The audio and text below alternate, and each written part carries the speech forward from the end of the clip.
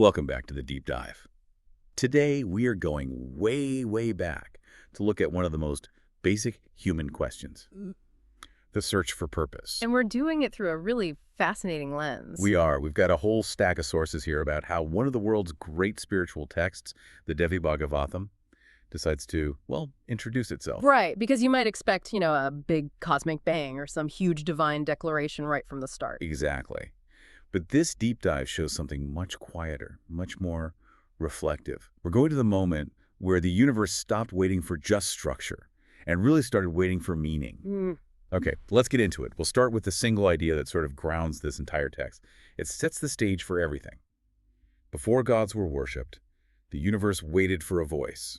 That line, it just says it all. And it really captures the mission here. When you look at most origin stories, they jump right into defining the world, Here are the rules. Here are the gods. Right. But the Devi Bhagavatham, it really takes its time. It focuses on the need before it even hints at the solution. So it starts with confusion. It starts with intense confusion, yeah. And with silence, a really profound silence, and this collective search for truth by a group of sages. So you, the listener, are invited right from the beginning to be part of the seeking, not just to get the answer. I think that's so compelling. Yeah. It tells you right away this isn't just a religious text, it's a philosophical one. The struggle to understand is just as important as the understanding itself. Precisely. So let's set the scene. We're in the period after creation. What did this new universe actually look like, according to the sources? Well, the sources describe a world that it wasn't chaotic.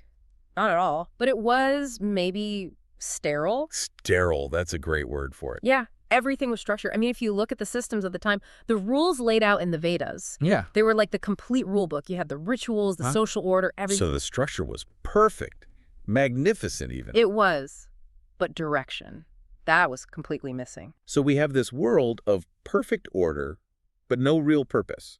It's like a high-performance car that's running perfectly, but it has no driver. Or no destination. That's a perfect analogy. The knowledge was there, but the meaning wasn't. And this is where the story shifts from, say, cosmology to the human condition. Exactly. Because that structure, the one from the Vedas, it was very transactional. You do this ritual, you get that result. A plus B equals C. Right. And that kind of rigid system, it turned out to be, well, deeply insufficient for handling real life. Humanity was really, really struggling, even with this perfect rule book. And the sources are really specific about that struggle. They pin it down to 3 key areas where the system was just failing people. And they're so universal, these problems. First, there was the struggle with suffering. The rule book could tell you how to live, a disciplined life. But if you got sick or a flood wiped out your village, the rituals, they didn't offer any real comfort, no explanation for the why. It just exposed how cold that logic was. Oh, so cold. And if you think about that today, it's kind of like information overload, isn't it? We have all the data, all the science, but when hardship really hits you personally, that structure doesn't offer that empathetic core you need to get through it. Right. Data doesn't give you a hug. It does not. The second struggle was with power. The Vedic structure, it clearly defined all the hierarchies, who had power, who didn't. But, structure alone can't contain human nature. So the sources show that power, when it was separated from wisdom, it just became unbalanced. It was abused no matter what the rules said. That's classic institutional failure, right? We see all the time. Yeah. You can have the most perfect bureaucracy, but if the people in charge lack that compassionate wisdom, the system just becomes a tool for exploitation. A perfect way to put it. And the third struggle was about devotion. How do you find real, stable devotion? In a transactional system. It's almost impossible because it was always a contract. Do this, get that. There was no room for a profound connection. They had the mechanics to talk to the divine, but no real meaning for the relationship. So the big insight here is that the universe, even though it was perfectly ordered, was missing a heart. It was missing a heart. It lacked the compassionate wisdom that makes order useful. Which then brings us to the next logical question.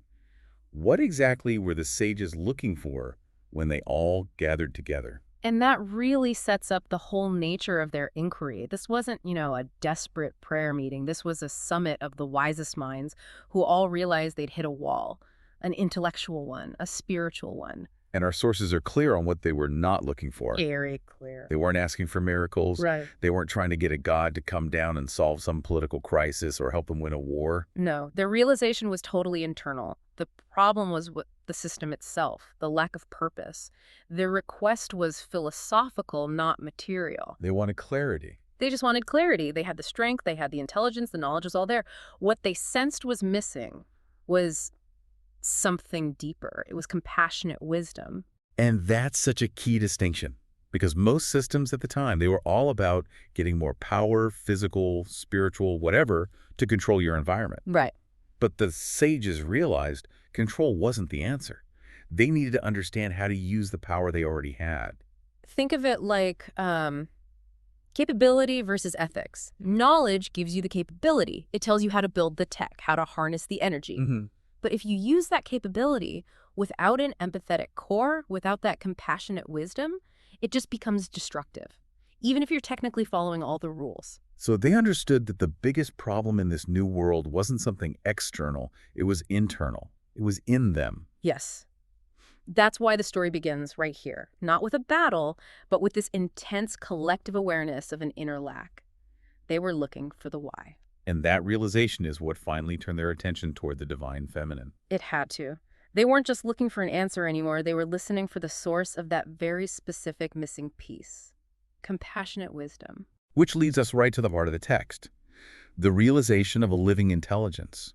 The deficiency was one of pure loving purpose. So the answer had to come from the source of that. Absolutely. Their own deep dive into what was missing leads them to this foundational idea that the divine feminine, Devi, she isn't just an accessory to creation. Or a counterpart to a male creator. Exactly. Yeah. She is understood to be the very animating, living intelligence of creation itself. She doesn't just manage the structure, she's the purpose behind the structure. So if the universe was this machine running on cold logic, her voice is the warmth. It's the empathetic operating system. Yes. And it's so important that she isn't intervening to, assert dominance or create a new hierarchy. She's there to restore a balance. A balance that was failing the world. That's the corrective action. The old structure was falling apart because it separated these essential elements. Her voice, her speaking to the sages, it's all about restoring two crucial balances. Okay, what's the first one? The first is the balance between knowledge and empathy.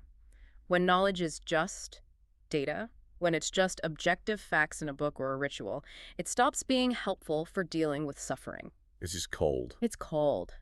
Devi's voice infuses that cold knowledge with the empathy needed to make it useful. It turns data into understanding.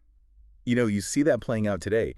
We can program an AI with basically infinite knowledge, but if we don't build in an ethical framework, that empathetic core, it could follow its instructions perfectly and still be disastrous. That's an excellent point. Efficiency is not the same as morality. Not at all. And the second balance is just as vital, especially for that problem of power abuse. It's the balance between power and restraint. The sages had access to immense power. Tons of it. But when it was unleashed without wisdom, it just created the very instability they were trying to escape. So restraint here isn't about weakness or doing nothing.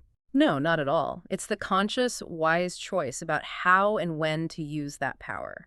It's the difference between having a powerful engine and having that engine connected to a very sophisticated braking system. The power is there, but its usefulness depends entirely on that system of restraint. And that's the whole point of starting the story with this inquiry.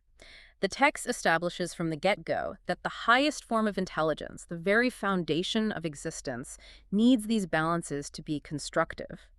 It begins not with a command to follow rules, but with an intervention that gives meaning and context to the rules. That's a really powerful way to sum it up. This whole deep dive is about understanding what happens when you separate these essential things.